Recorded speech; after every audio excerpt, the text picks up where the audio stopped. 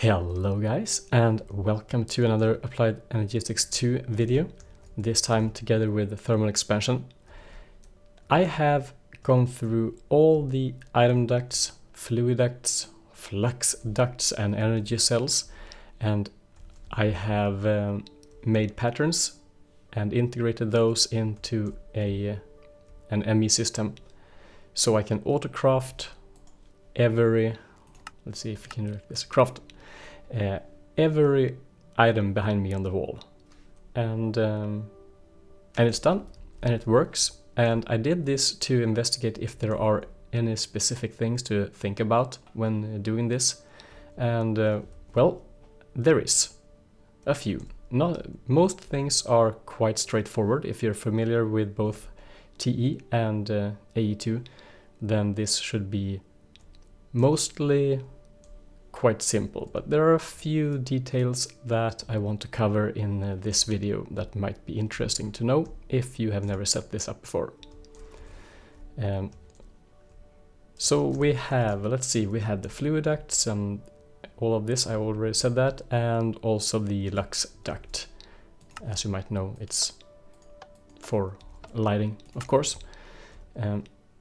Some of them are only craftable with a basic pattern. For example, these the basic Fluiducts, then you have only copper and reinforced glass, for example. And we have the Itemducts that are very similar. No, it's the opposite. Here we have the hardened, and up here we have the normal one. The basic Fluxduct is the same thing. So these are only simple recipes done in the molecular assembly chamber. But then, as soon as we go up in, let's see, Impulse, is that one? Nope, that's pretty standard, I think. No, this is the one. Then you need to start fill these with Energized Glowstone. We also have the Redstone Energy Flux Ducts. Same thing there, you have to fill them with the Destabilized Redstone. And we have a few more, like this one, for example. You have to fill it with the gelid cryothium. And these are made in the small contraption over here. So I have these recipes here. You can see I have buckets, and I have the parts that you have to fill with one of these liquids. The buckets are made to craft various, let's see, these for example, signalum. Here you have a redstone bucket, you need that, so we need to craft, did I have one already? Oh, I had 3 buckets of, okay, anyway, so these are a little tricky to set up the first time, but once you have done it, it's quite easy. So I don't know exactly where to start. Let's do one big crafting job, like perhaps the biggest one of them all is to craft one resonant energy cell. I think that's the biggest job we can do here. Here we have it. So here you can see it's quite a big job. We need to fill a redstone energy cell, the normal one, and then, or almost the highest tier, the second highest tier. To craft one of those, we need proteum dust and lots of things. And all of this will be made automatically since I set everything up. We have the ender pearls. I was too late. Now we have the redstone. Everything is being done. We are filling the frame. There it's done. And yeah, that's how quickly it's done once you have all the materials and you have all crafting set up. So to do this, to set up all this, it took me somewhere between 1 and 2 hours perhaps to balance things around and try out good solutions. And as I said before, most of them are very straightforward, but let's go through what is special and what you need to think about. Over here I don't think there's anything special. these are only normal crafting recipes. You have pulverized coal and blaze powder, sulfur. We have blaze powder, niter, no, nothing strange here. Perhaps up here we have where we have aluminum blend, where we need an energized glowstone bucket, and also the signalum blend, where we need destabilized redstone bucket as well. So then we do have one bucket. We should actually remove these to get things in order. Have a few of these. They empty ones in the system. They will be reused and they will be filled and they will be emptied. So if you have 4, then it'll always be 4. So perhaps having one recipe for a bucket isn't a bad thing either. So one bucket and the correct amount of redstone, for 10 of these for example, is required to do one bucket of redstone. And they are sent over here to this chest. We have the recipe in here. Here we have these buckets, as I said before. Put in the chest, use a servo just to extract them, nothing fancy.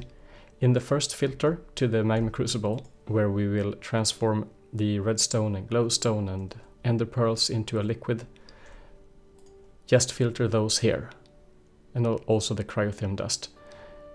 Filter those in this one, whitelist them. They will be input here, and all the buckets and empty cells and the frames and so on, they will be sent to the fluid transposer, and everything will be done automatically. Input from the left and top, and output here to the right. So everything here will always end up in here. And then output to the back into the interface. Very compact and very functional.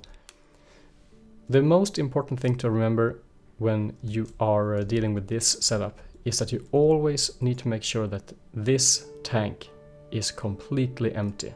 Always need to empty it. So you have to balance the correct amount of dust and so on to fill one bucket. So for example, we have one bucket that requires 10 redstone. Simple, easy.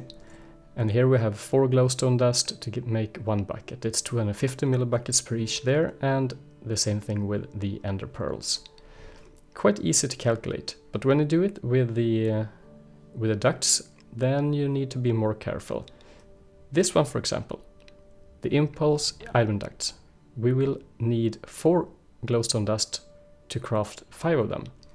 Now the recipe says that you only need 1 Itemduct to craft 1 impulse Itemduct and 200 millibuckets of glowstone. But since 1 glowstone is 250 millibuckets, that will make, well, you will have 50 millibuckets left over, and those would have been in here, and that would have messed up the next recipe. So therefore I send 4 glowstone dust. That makes it even to a, well, to a 200 base. That's 1 bucket basically, and then it sums up perfectly with 5 Itemducts. So always send 5 at a time to make sure that this tank is empty. Another thing I tried and noticed is this one, the redstone energy flux duct. You need 1 empty and 2 redstone to fill 1, and that's okay. You can have the recipe with 1, 1 and 2 instead of 6, 6, 12. But I've done this for a reason. Because if we can find it here, yes, here's the one. This one will craft 6 empty flux ducts with 2 electrum and 1 hardened glass. So we'll always get these in bunches of 6. Now I could have the recipe over here as 1, but that would leave me with 5 empty ones in the system, and they can't really be used for anything else but to make these flux ducts. So as soon as we craft 6 of these empty ones, I make sure to send all of these 6 over here to get 6 filled ones. Because redstone is, well, it's probably not a problem. You can do this with all. Of course, you can have this one saying that we always should order them in bunches of 5. That's no problem, but it's no gain in the same way as it is over here. So I think that covers this part. Let's go through the one quick word about the Glacial Precipitator, if I pronounce it correctly. These 16 snowballs can be used directly from the ME system. See here? But if you do this in a smart way, you won't flood the ME system with the snowballs, because this one will just keep working and produce snowballs until it's filled up. If I remove these, we'll get more. And if you just import them to the ME system, then you would just end up with lots of them, and you would perhaps have a level emitter to shut this off. But I've done this with a simple storage bus. So just set the output to the back and set the storage bus to that. Then we can access the 16 snowballs, and we will never have more than that into the system. You can do this with obsidian and smooth stone as well. So yeah, that's convenient. Very convenient. And these 3 ones, I think they are equally set up, in from the back and out to the top, and then just loop it back into the interfaces. And all of these are augmented, well, not this one apparently, with the highest tier of processing speed increase. So that's why it's so quickly to craft the energy cell that I just did in the beginning. And these patterns are quite, they are very much what you would expect to create ingots or alloys, so nothing strange with that. And I think that's as much as you need to have everything working. The only thing to think about is to have all of them. If you start with the Fluxduct's production, you just need to make sure that you have all the first one to craft the next one, and so on. So here we need, we don't need the basic tier to craft these top tier ones, but in the Itemduct variant, let's see here.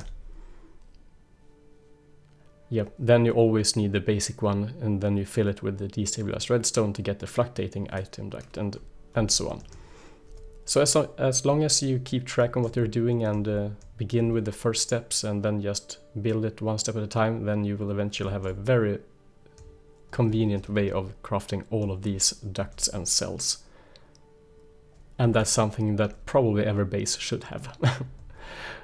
Alright, I think that's it. If you have any questions about this setup or these items, feel free to leave a comment. And thanks for watching, and I'll see you in the next one.